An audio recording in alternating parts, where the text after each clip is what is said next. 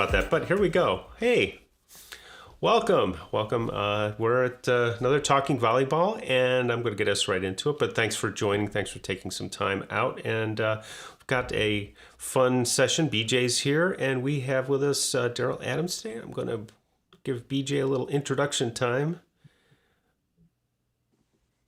Hello. Yeah, so this is a selfish one for me. Uh, Daryl and I have had some good discussions online, and he and I had never met in person. Uh, and I like his viewpoint and where he's coming from in volleyball and on other topics. So I thought, well, let's get him on here and hear what he has to say. So let's do that. Let's get him on. Well, welcome, Daryl. Yeah, I'm here. I'm here for it. All right. Thank you. Thank you. Well, Yeah, let's start off with Daryl. What? How did you get into volleyball? What are you doing in volleyball? What's your volleyball journey kind of been? Take us through all of that so people know who is talking to them. Sure. Started back when I was 15, tried out for the basketball team with a bunch of friends. Two of the friends made the basketball team, three of us didn't.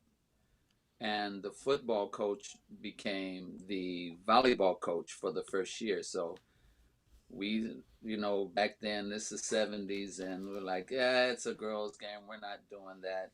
But the coach said, no, you don't understand. Girls love guys that play volleyball. So we're like, okay, we want the girls. So we played. I had always had, at 15, I had a 38-inch vertical. And so we could just jump out of the gym. So played JV for a year, and all I did was learn to block. And I started loving the game, made varsity, got award, Marine League champs, then get ready to go to college. End up having a kid, and I was playing a lot with the Satos. I'm quite sure you've heard of the Sato family, Eric Sato, Gary Sato, with USA Volleyball. And end up having a kid, so couldn't play volleyball, so played in adult leagues.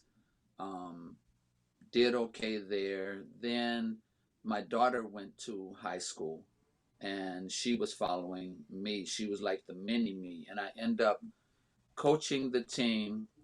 The coach was a white coach, and you had all these black girls with all this attitude. And he just said, I can't do this. I can't handle these girls. He says, and your daughter's one of them. I said, no, my daughter better not be giving you a problem. So my daughter said, no, Dad, he just doesn't understand us. Can you come and help out? So I end up helping out for the first 2 weeks. He says, why don't you just go take a test and become a coach? I said, okay, I'll coach him. So coach him, loved it, went deep in the playoffs for their first year. That they had never did in 22 years. So I was like, okay, maybe I got something here.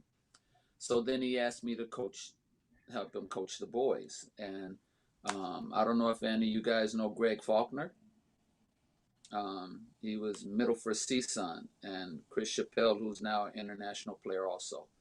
Um, these guys, they had the raw talent, but no fundamentals. So I worked with Greg and Chris and took City my first year. Um, After that, um, Beverly Hills High School, and then I got a name for training players, not necessarily coaching. And then after I started coaching a few schools and getting a little bit of notoriety, um, I noticed something that not too many minorities were really into volleyball, because everywhere that we played, we were like raisins in a bowl of milk. And um, I said, there has to be more to this. So um, I coached for Beach Cities Volleyball Club. And again, not many minorities there. So My daughter played for the Starlings because she wanted to play with her friends. I didn't pay any attention. I let her go. I went to maybe one or two games um, because I thought it was a beginner club, which I have no problem with that. But I had already coached at a higher level, so I wanted to kind of stay at that level. Um, then I had a philosophy. I needed to teach mentality, decision making. I wanted kids 12 and over to understand what college level ball was like, how they played it, what is to be expected, the education that it takes. Volleyball is a very intelligent sport. Um, the education that it takes to get to the next level, to be educated at the next level, to go in academically, and then to play athletically. But you can make smart decisions in your life, which all transfer to volleyball. And to be aware of what's out there. Um, in the volleyball world, unless you are um, elite, exclusive, and extraordinarily talented, I found out that many people of color weren't welcome to the volleyball world, and even had coaches when I opened my own club 7 years ago. Um, there's a guy in Wisconsin, BJ, that you might even know. He has like maybe 47 teams. Yeah, he's huge, and I can't remember the name of him, but I've never carried more than three teams. And he was watching my girls play, and he says, "Where did you learn that defense?" I said, "Excuse me?" He says, "Where did you learn that?" I said, I didn't learn that. I created that out of necessity for the girls that I play with. These girls need this type of defense. So he said, "I like it." He says, "Come to Wisconsin, I'll give you 10 teams." I was like, "Excuse me?" He says, "Come to Wisconsin and coach for me. I'll give you 10 teams." I said, "There's nothing in Wisconsin for me. I'm sorry. I don't want to go to Wisconsin." So then he offered to have me come teach what I have in Los Angeles. I said, "No, I'm not interested in it." And then while we are talking, and this is an actual true story, there's another coach standing in the back of me, and he says, "Can I talk to you?" And I says, "Yeah, sure, no problem." He says, "I have to apologize to you." I said, "For what?" He says, "That coach right there came to talk to you. That coach is respected." He says, "And he's talking to you." I'm like, "And?" He says, "See those coaches over there? They don't believe you belong here. And I'm here to apologize for them because I just saw your team whoop up on these girls and they played so fast." And he says, "And you can't say they're athletic. They look like volleyball players." I said, "They are volleyball players. This is what they do." And so that kind of gave me my mantra and added to my philosophy about what the world is in volleyball, where we fit in the world of volleyball, and where we need to go in the world of volleyball.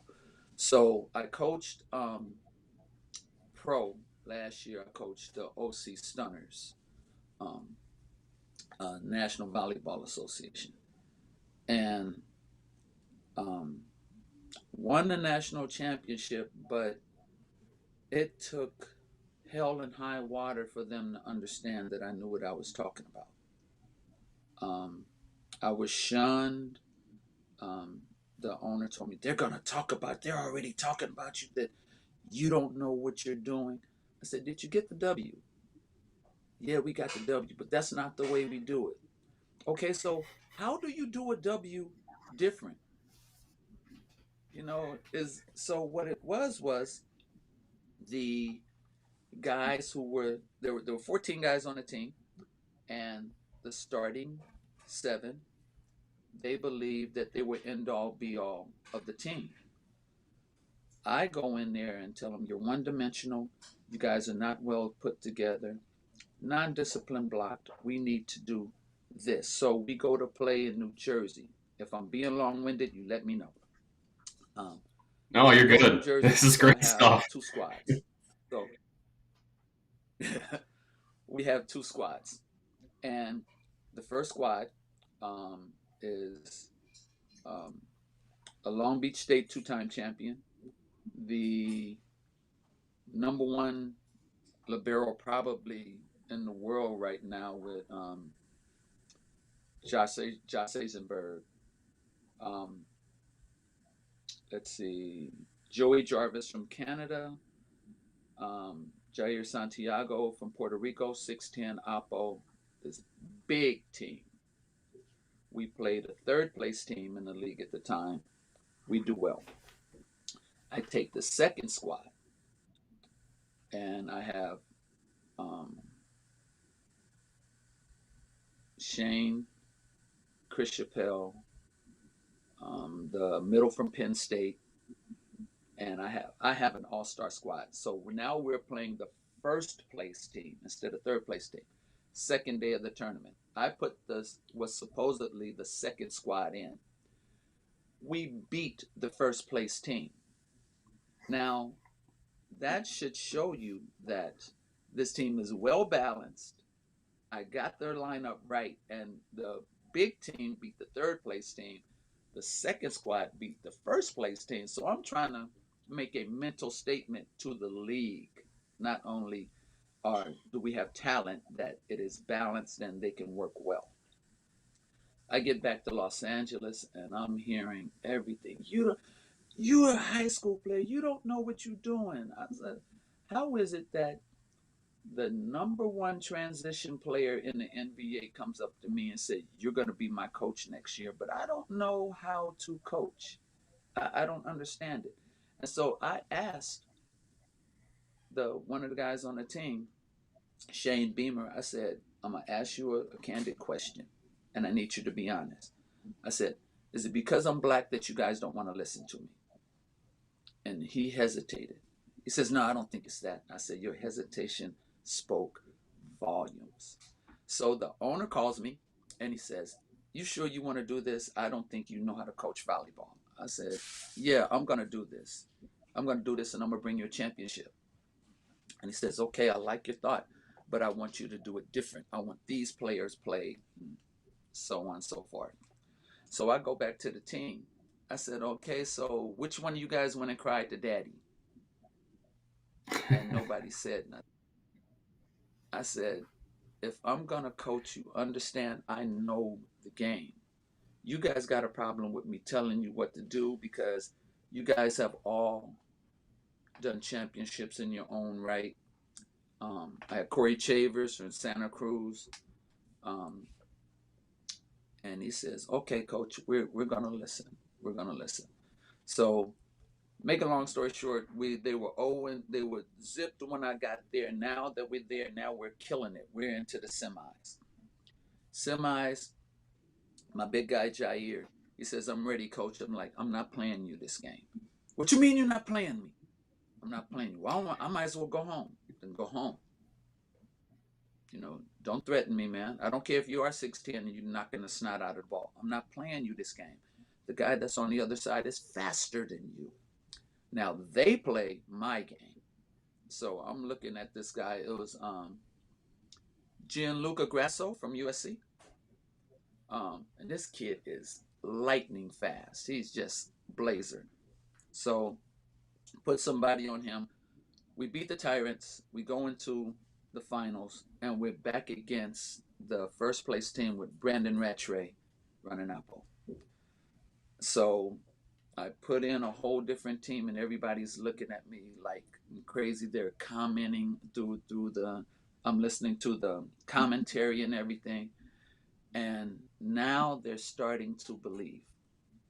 And so we get the discipline block. Long story short, we win the national championship. Then now everybody is calling. Everybody is asking. Everybody, "How did you do this? How did you do this?" Go look at the video. I don't have time to explain. Um, But I saw where there were only 5 of us, 5 in 4 teams. Then Florida had a couple, Texas had a couple, and they had imported them from Michigan. So I was like, we are not represented here. We are not. And even when we played one of the teams getting in the third tournament, 2 of the kids I coached, the coach didn't play them because he thought I would know how to beat them. And we blew their doors off. But I was like, why didn't you play my 2 guys? He says, because you know how to beat. I said, I taught them. I said, I taught them how to play. I'm more worried about them than I am your other guys. So why did you play them? But that was the thought process. Like, I, you taught them, you're going to know how to beat them. No. So where we are now, after that, I came to, it's hard to get permits and everything in LA with COVID. And I remembered the Starlings and back to where getting people to make decisions. These young girls who can't afford $5,000, $7,000 a season. And that's where my heart is. And to put those decisions, that decision making, the intelligence, the mentality back into these young kids and to make a difference in the volleyball community. And that's where I am.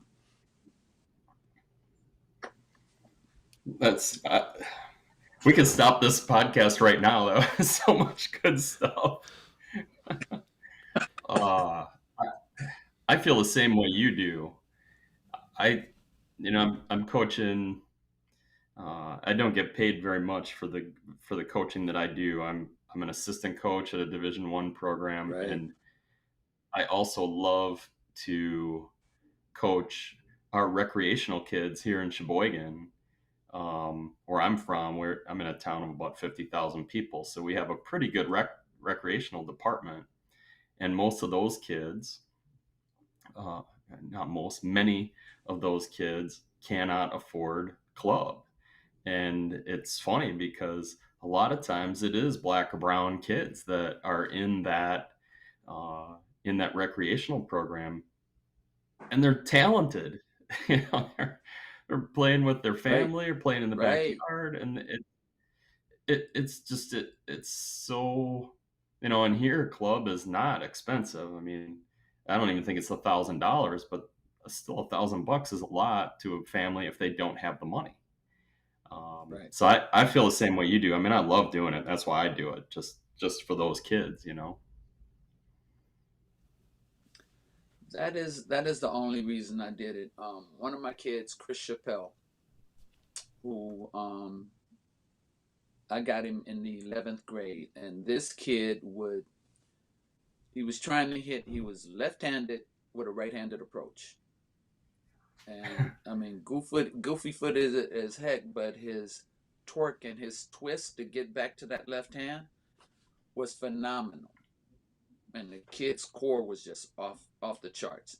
So every time I try to get him to swing with a proper approach, he put a dent in the scoreboard that was 22 feet on the wall.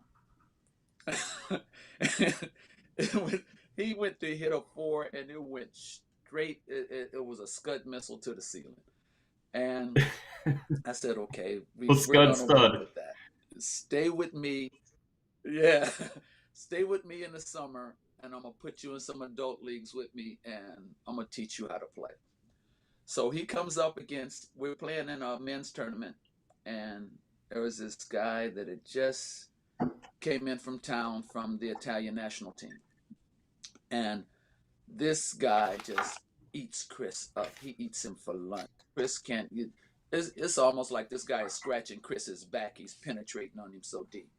So Chris cries. He says, I'm done, coach. I don't want to play no more. I don't want to play. I said, shut up, man. Are you serious? We're driving down the street. I said, I'll put you out this truck, man. I said, that is part of the game. Why do you think I brought you here?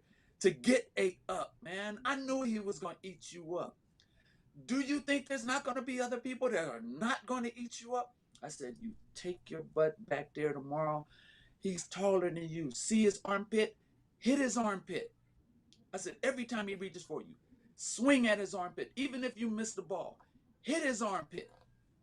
And he came back and he did really well the next day. And his confidence level just went through the roof.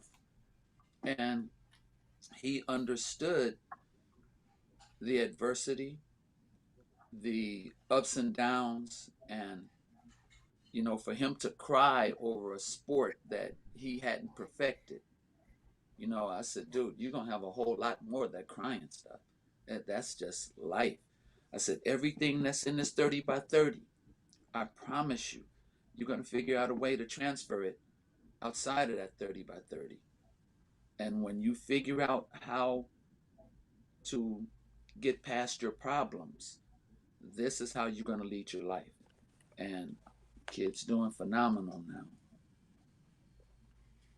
So yeah, I Well, like you're a the West kids. Coast I like guy, our kids. so Kathy Gregory. She always used to say, "We got to sizzle the pits," Yeah, right? right. Yeah, yeah. I tell them, if they're taller than you, man, rip the hair out of their armpits, man. Yeah. So, with that, um, it's interesting going back to the Starlings, and now I'm with. I have a team, um, of course, I have black and brown, and I have an Israeli kid. Hmm. Um, I'm sorry, Iranian kid whose parents were um, refugees, and Wow. she has this look all the time. She looks, her eyebrows are almost touching the back of her head because she's always wide-eyed and looking and listening to what I say. And I said, why do you look at me like that? She says, I've never seen a guy your color talk like you do. I said, we're all one Hmm. color. Stop it. And so she says, okay. So she went back and told her dad. And her dad just said, thank you. Said, because we see so much where we were at first, it was religion. Here it's color. And is thank you for not doing that. And that little piece right there even made me reminded myself of why I teach minority kids.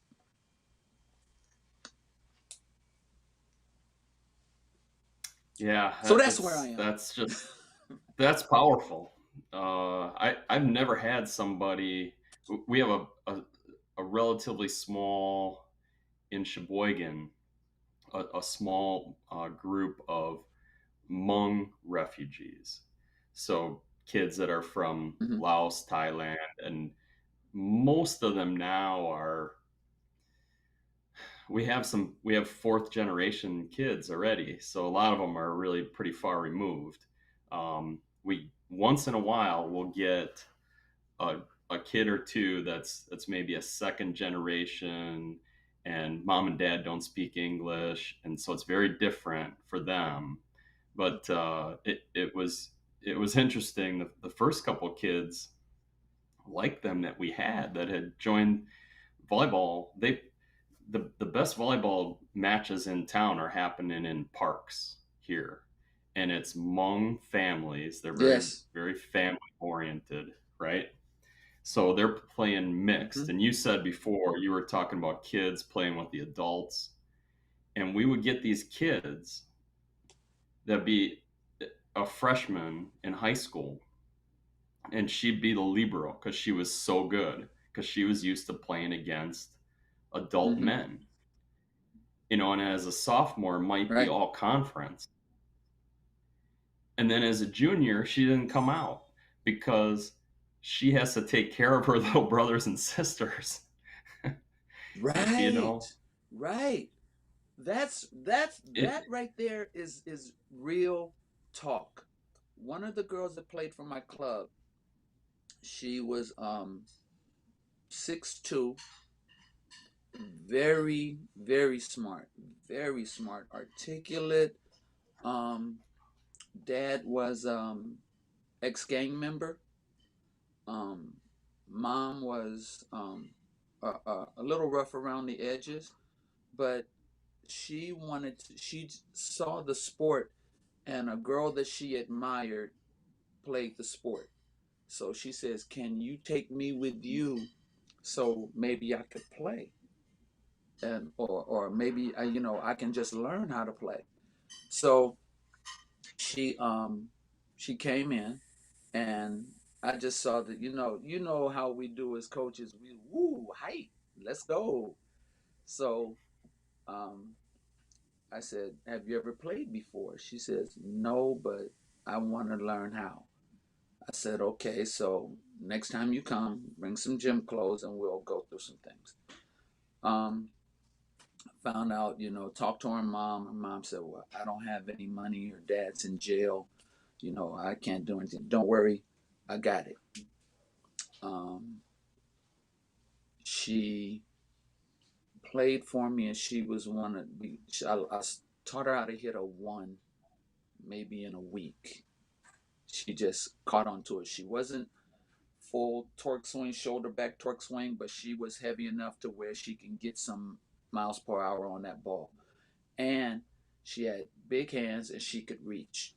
I said, "Okay, I need you to scratch backs and stop people from bringing the ball on this side. I don't care where you go. I need you to protect that setter over there." I said, "That girl over there, let them swing at her all they want. But that girl over there, don't let the ball go over there." And it was that simple. She did a fantastic job. And um, I saw her maybe a couple months ago, hugged me. Thank you, thank you, thank you, thank you. And those things are life changing. I'm quite sure a lot of coaches have had life changing moments with a lot of their students, um, and we are blessed to be able to talk about them. But some of them, from where they come from, that where that they may have been. Some are like I hear the stories of some D1 girl said, "Yeah, she did this and she did that, but you already D1. You were already blessed to be able to be that 1% of the 1%. The ones that may not have a chance to be anything, and you get in there and you do that one piece, and you're not looking for anything, you're just helping out, and the hug that comes back with it is so rewarding. And like you said, we don't get paid a lot for this. We do it because we love it. We like to see the change. It's not that it's definitely not that I ask for anything out of volleyball, because volleyball has been my fortress of solitude forever, coming from a single parent home. um, My parents didn't, out of all my accolades, all my medals, all my trophies, my parents never saw me get one, never saw one game. My wife has been to more of my things than my parents ever could. And I've only been with my wife now for 11 years. Um, so to be part of that, to be part of this volleyball community, um, which for so long I didn't see color, because I accepted that I was the anomaly. I was going to be the, for lack of a better word, and I'm not politically correct. I was the token so many times, the only black guy playing. Um, and it's time to change that. It really is. Everybody has a gift. Everybody is talented, no matter what color. You bring something to this world.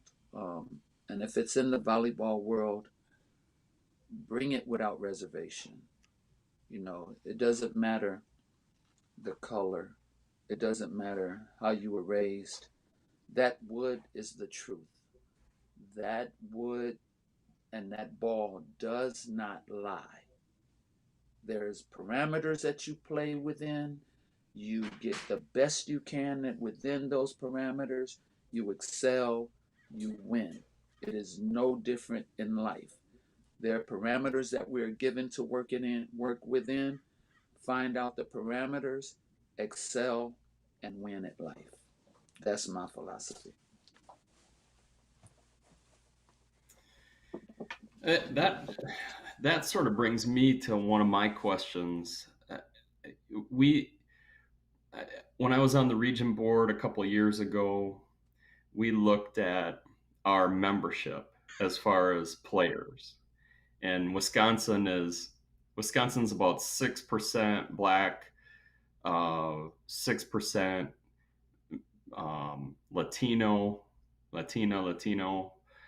and maybe I think we're about 2% Asian, 1% Native American. So when we started looking at our players, Mm-hmm. we mimicked the number of players by our percentages. So we had representative numbers of our black and brown kids. In the coaching Mm-hmm. ranks, we do not have that. I don't think we're even Right. close. So, and not that it's your burden to solve this, but what in the heck do I do if I'm an administrator in a big coaches online group, and I was part of our region board. What what sorts of things do I do to encourage somebody like you, when you were first starting? How do I get you? Right. How do I get guys like you to come and join us as a coach? That's what we need more of. It's it, even coming from my side, I can ask that exact same question just as you do, and it is just as hard for me to answer from my side as it is from your side. Fact one, um, and it's that issue is bigger than us. The issue stems from environment, um, social media distractions. Um, you would rather to get young people into it now, unless they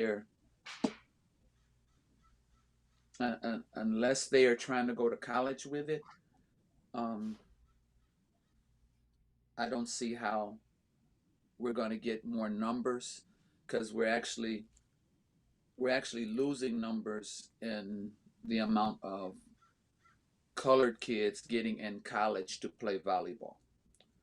Um, it's almost like when the international kids came in, like Bricio, Samantha Bricio at USC, you got started getting the Spain and the Mexican kids coming in who were extraordinary.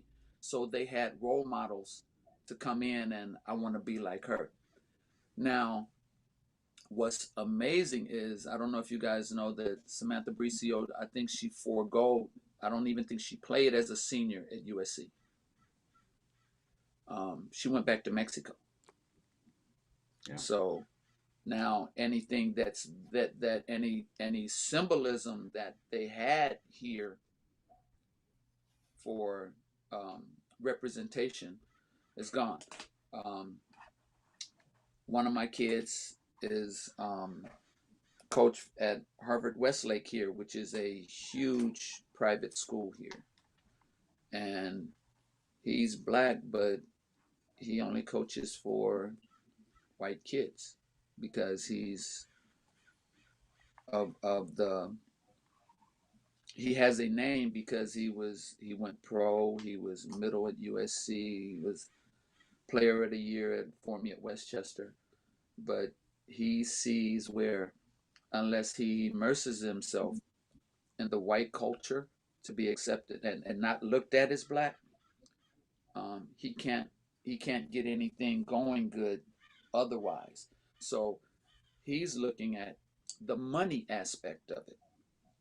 Um, to get purists like you and I, I know a few, but coming up with it being harder to make a living, pandemic happening, unemployment, like I said, the social media distractions.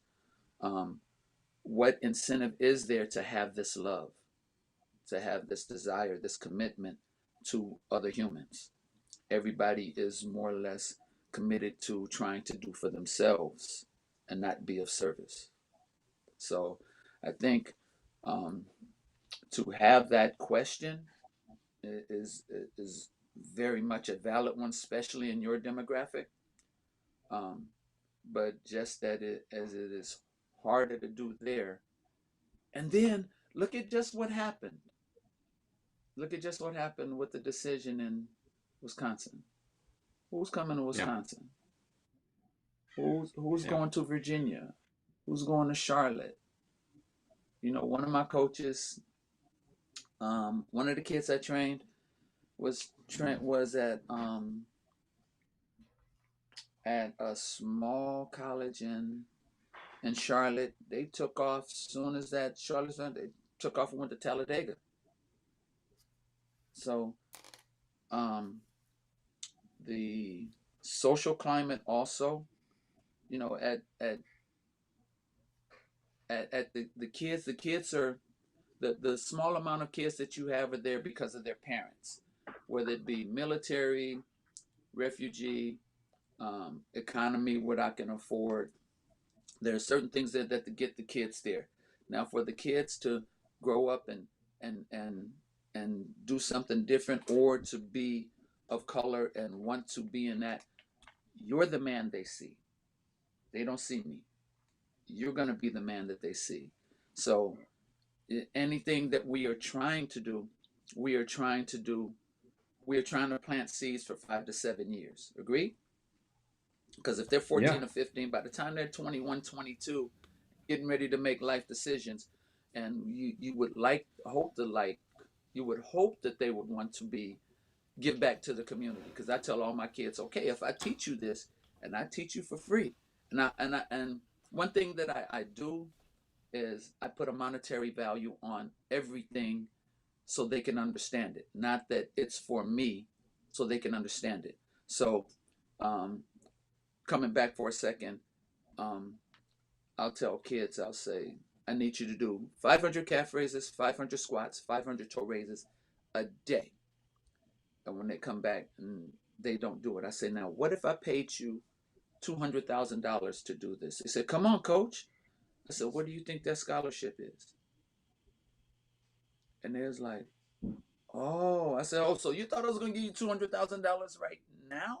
See, that's that instant gratification. I said, what's the best thing that I tell you to get better? I said, reps. Okay, so you got to get reps to get this 200 grand. So you putting a monetary value on it, that's something that they can understand and relate to, and then put it in a different context gives them at least a wider perspective of how to get money. So understanding that they are bombarded with, the getting paid and I make money and all this stuff, putting it in a different perspective, they are able to look at things a little bit differently and then try to figure out how to give it back. So one one girl that's at UCLA right now, she was like, I want to make money, coach. How do I make money at this?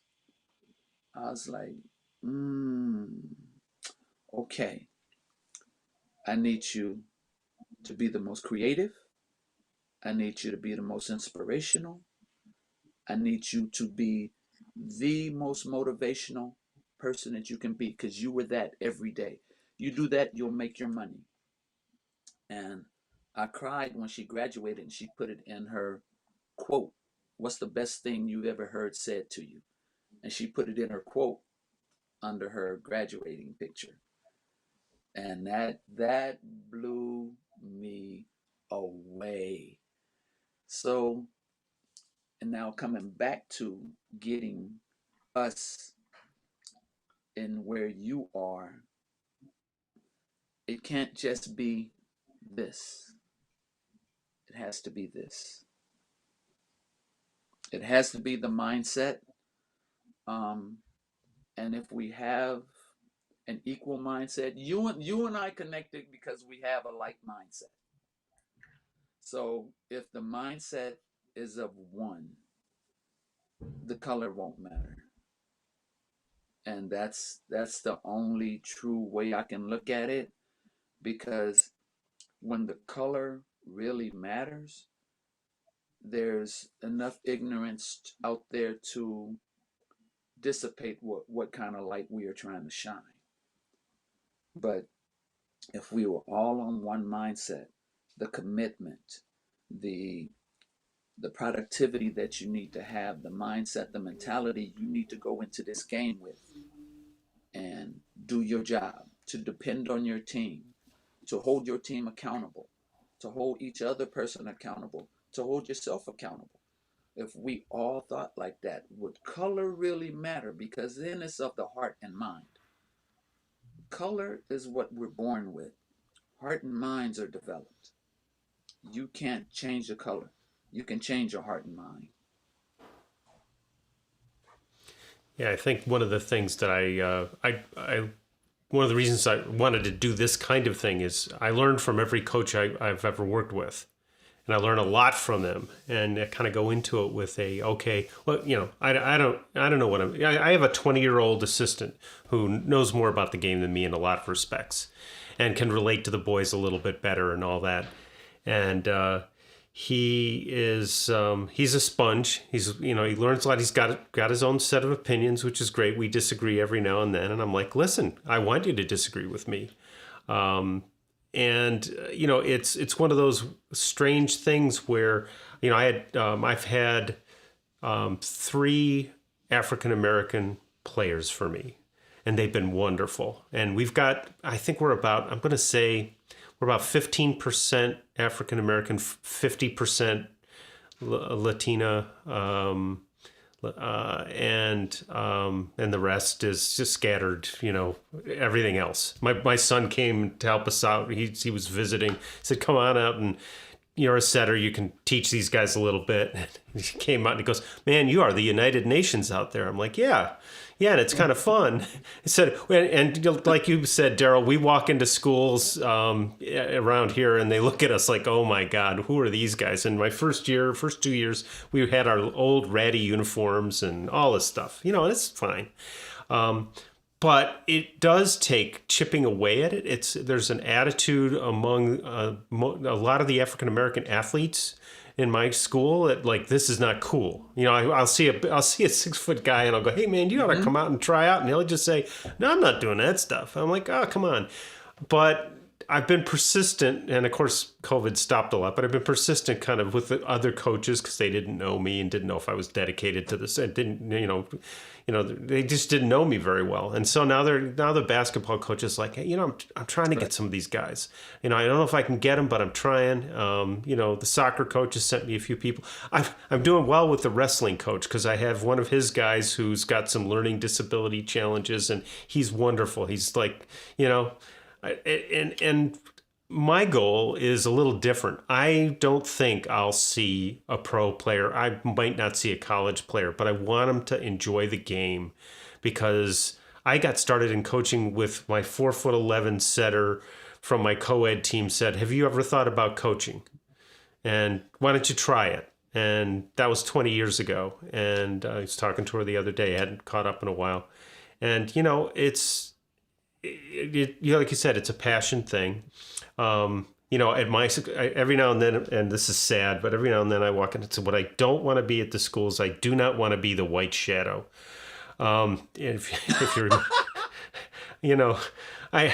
I'm not saving anybody. I'm just here to teach volleyball, but I probably look like that to people. And I was the assistant for my assistant on the girls' side. He was coaching the freshman team, and there was a little bit the last 2 weeks of the season, he was the head varsity coach. And I would walk into the gym, and who would they come up to first, right? Hey, coach. I'm like, I'm not the head coach. that guy over there. Or I helped with a freshman coach, and young to me, a woman who's shorter than me, because I'm about 6'1" on a good day. And who do they walk up to first? Me. I'm like, I'm just assisting here. That's your coach. We got to break down the mindset over time of it must be this guy is the coach. I'm like, no. This person knows more about the game than me. I'm letting them do their thing. Or we learn from each other. Like, I try new stuff. I ran a lefty offense at one point in time just for the hell of it. And we had a blast, because it's like, why does the setter absolutely need to be there? What if we could adjust to that? And it sounds like you've done things like that too, Daryl, where convention says you do this. I'm like, I don't care about convention. I just want to score. Right. Exactly. I'm so glad you brought up the white shadow bit. I was going to say that they almost did a disservice in that show. Yeah. Think about that. It's the white guy has to come in to coach. I mean, it's a great show. I think it might be my wife's favorite all-time show, but it does a disservice, because it sets that stereotype of you got to have this guy to coach these kids. And I'd like to see it done the opposite. Could they do it the other way in the 2000s, Daryl? It's interesting, because I love that show, because I actually knew Kevin Hooks, one of the guys on the show, and oh wow, and I was like, really, you're gonna get a white man to come in and tell a bunch of brothers how to live? Okay, so whose perspective is this? And it was lighthearted, and I understood the concept, but it was Hollywood and 70s, early 80s. But the reason that I ended up getting a city championship my first year is because that coach could not relate to the struggles at home that all these kids of color were having. He lived, and he and I are still friends. He lives in a nice neighborhood about 4 miles from me. And he goes home to his wife and garage and everything. And these other guys are going home and taking care of their 6 brothers and sisters, and still having homework, trying to, go through all these things. So, yeah, you were absolutely right. And how many times have we seen that instance where, this is the release for these kids, but when they go home, the pressures of home that take away everything that you might have taught them that day. Yeah. Like they might have had a breakthrough moment, and something that they like you said, when you were trying to show a 5-1. Okay, so I get where the setter is always in the front, always going to the 1 in the front, always the 2 in the front and the 1 in the back, always running there, and I'm not going to run into her. And they might have gotten that day. You go home and you getting hollered at to clean up the kitchen, or you got to go to the store, you got to take care of your baby brother while mom got to do the 3rd shift. That doesn't come into play if you are not in that environment or you have not experienced that. So, for best way I can put it, that's out of sight, out of mind. And then they come back, and then they don't remember it. How many times have you experienced that? This last year, where they figured they just forgot.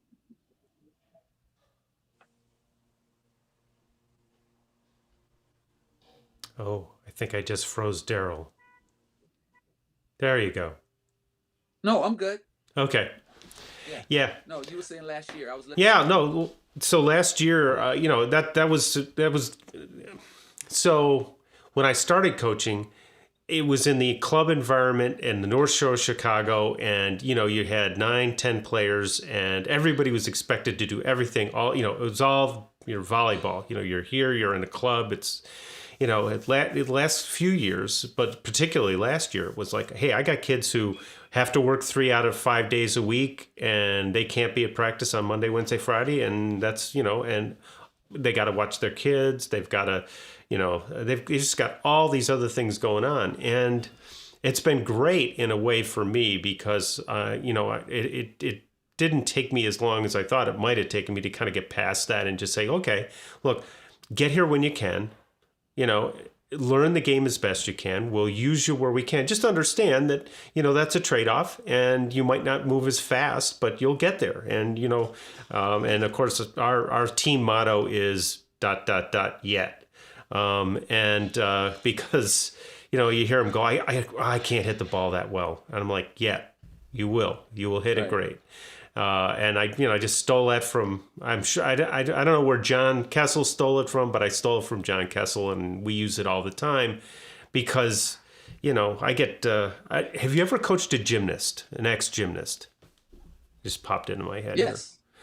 Here. Aren't they the most difficult to get to let go of an error? I mean, they've just had it so perfection drilled into them so much. They're just, once they get past it, but they do not handle the error volume in this sport very well. And that in general, I mean, everybody's different, but intensity level is there. Well, there's no room for error. You have error there, you break your neck. So they've been supported for so long, and it's good that you say that, because they have all these tethers and pads and everything to support them until they get it, and then by the time they are ready to be unleashed with it, they can do it. Now it's just a point of putting your own flavor to it. Volleyball, there are no pads, and they don't get that option. So there's always a safety net when they're perfecting it. You don't have to worry about it being right. You just got to try to get it till you can do it, and then by the time they take the chains off of you, you already have it. There are no chains in volleyball. And you're right. The mentality, the intensity of trying to get it right when you've been crutched all the way. You got all these crutches under you, and now they're, okay, you can go. Boom, I got it. And they don't think about all the crutch work because there was no pain in the failure. That's a great point. There's pain in a failure. You don't block with your hands open. Yeah.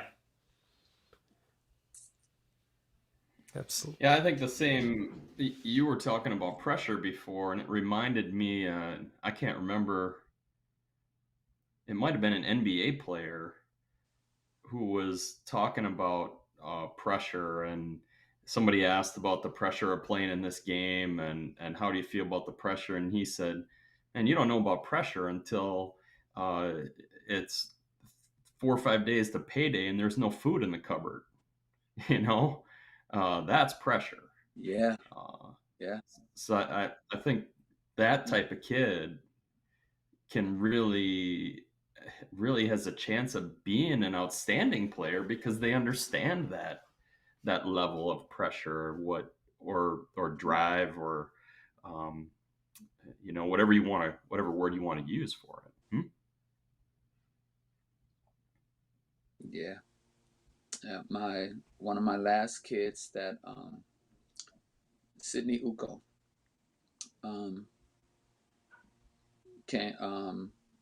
her dad was African immigrant, and her mom was county recipient, and they were doing everything to keep her in a private school, and they sacrificed a lot. And 4.3 GPA, 5'6", with a 42-inch vertical, and she didn't know. Yeah, sick. She didn't know what she was gonna do, and I said, come play volleyball for me and I'll help you. Um, did well, got her into Virginia State full academic plus 6,000 on a partial athletic. So they were basically paying her to go to school.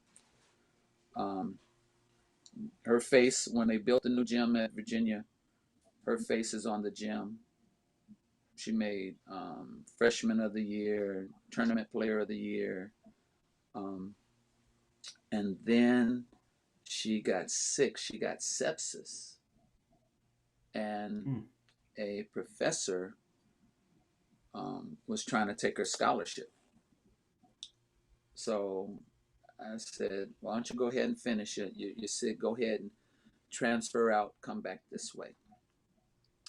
She comes back and she wants to go to UNLV. She wants to finish at UNLV. UNLV had just had a coaching change, When Dietra and left. now one of my other girls I work with, yeah, right, and so she goes to try out for UNLV. So assistant coach calls me and said, "Hey, I understand that you have some pretty good players. Can you tell me about this one named Sydney?"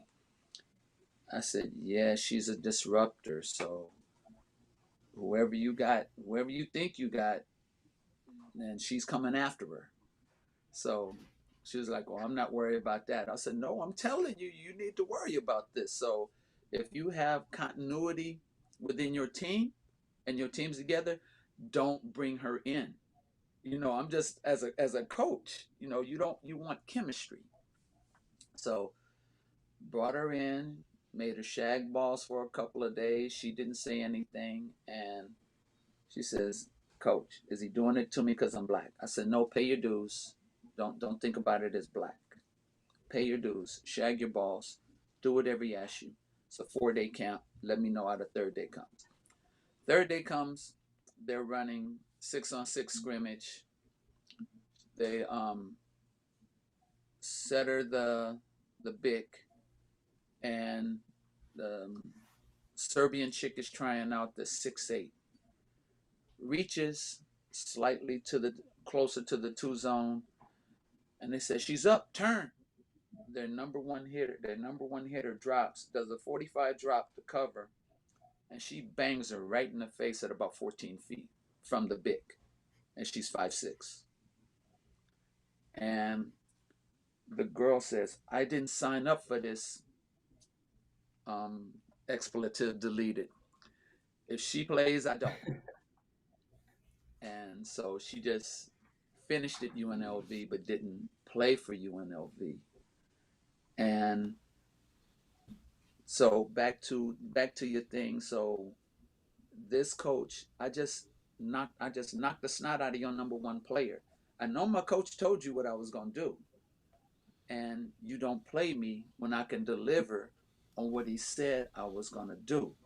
So is it because I'm black, or is it because I hit your number one player in the face? So these are the things that we deal with every single day, and we can't do anything about these things. So, and first, I want to thank you guys for giving me this platform to even talk about this, because I think more people need to know this. More people want to say it but don't say it because they are in arenas where they can't say it. They have families to feed, and I understand that. I'm my own man. I don't need anything. Um, but here's what I would ask of you guys, because you guys both coach minorities. You now understand some of the plight that we have as minorities in coaching, and yeah, it's small, but BJ, you listen. That's that big because you listen. Um, understand that we we are no different. We actually, and I mean this from my heart of hearts, we bleed, we eat, we make money, we do everything that everybody else does. Everything. And we are still looked at in such a different manner because of our culture, because of our swag, our lingo, or we are looked at as um, violent animals, or all of these things. When I ask you, when does it change? When when can we make a difference where we can all walk in a bar, have a beer, and we are all looked at as drinking a beer, as nothing else? Will it happen in my lifetime? I ask myself that question every single day. I've cried about it.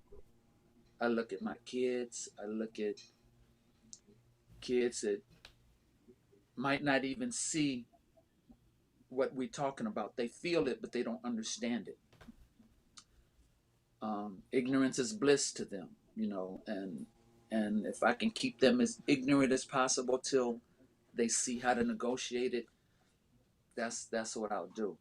Let me ask you guys this: how do you, on your end, educate what I am trying to figure out on my end? Well, for me, it's just learning. It's like I'm a different coach and hopefully a different person than when I first started here 3 and 4 years ago because of the students I interact with.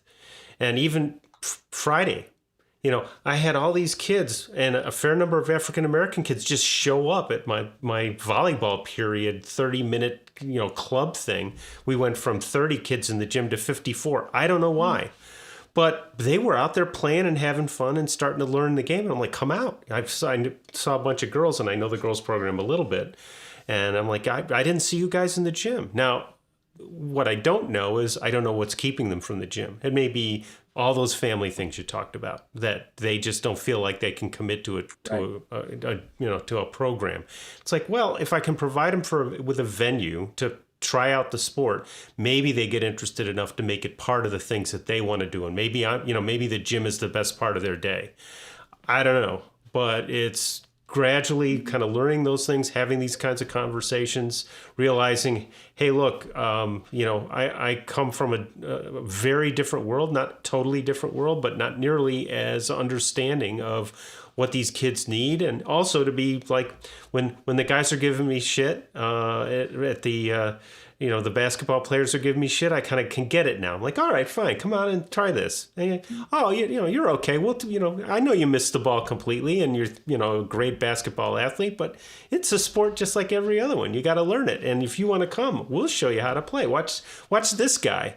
I didn't realize that you could do that. And I put my 6'4" white guy up there who knows how to hit. He's pretty good. Are there better guys? Probably, but they've never learned the sport. And I hope they do. But if not, I hope they learn other things that can help them grow as human beings in our school. And we'll see what happens. But it's just a start. Yeah, and for me, I think. May I suggest? Oh, you go. Yeah, go ahead. Okay, so a good way to deal with us, and what I found out has worked. My grandfather, he would always sit down and he would be eye level with us, and there was no upper echelon, no lower, and everything. We all would sit on the porch when he wanted to talk to us. When it was serious talk, he wanted to talk to us. When we did wrong, he stood above us. When it was serious talk, he sat with us. So my whole thing is, like, I have what I call the wood talk. I sit everybody on the floor and we sit in a circle. And I tell them why that we sit in a circle. Number one, like I said, the floor is the truth. Anything that happens on the wood stays on the wood. So if you got a problem or whatever, let's talk about it here. I'm not your coach right now. I'm a human being, and I want to talk to you like a human being. I'm not trying to be your therapist or anything like that, but I need you to understand that here we are all equal, and give them a reason not to look at you as um, that object of superiority, or what they may perceive, you may perceive. And I think that's a whole thing, the perception of them thinking because you are white that you believe that you are superior. When they understand that I am not here to be superior, I am here to help you and to understand and to learn, you'll find out a lot more information than probably you want to know. Super. Yeah. No, that's great. I appreciate that. Yeah. No We're problem. past Go ahead, the BJ. hour, but we got to do this again. We're going to have another hour with Daryl at some point. We will definitely do that. We either do that or maybe we do a panel sometime with a few different folks. That would be kind of fun.